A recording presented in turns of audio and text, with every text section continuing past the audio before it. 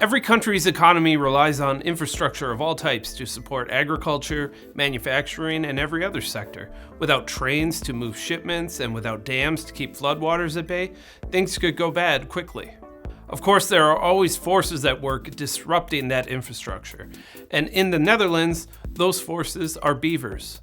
According to Dutch news, beavers last year caused about $2 million in damage to dikes and other defense mechanisms against encroaching water from the North Sea.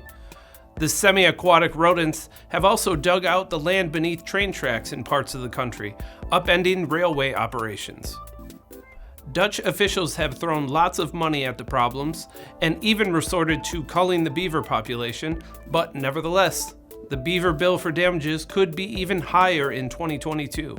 Beavers had become extinct in the Netherlands in the early 1800s when the animals were hunted a little too overzealously for their furs and musk. But after being reintroduced to the country in 1988, beavers are back and making their presence felt in the Netherlands. According to reports, Limburg has seen the worst of the beaver damage. The northern province has been hit with about 85% of the destruction.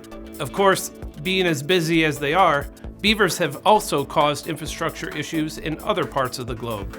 Last year, residents of Tumbler Ridge, British Columbia, lost their internet service after beavers ripped fiber optic cables out of the ground and used them to reinforce their dams. The Dutch government seems well aware of the minor chaos caused by a healthy beaver population, but they also recognize the animal's biodiversity benefits. So it seems like the country is willing to accept the good and the bad of a booming beaver occupation.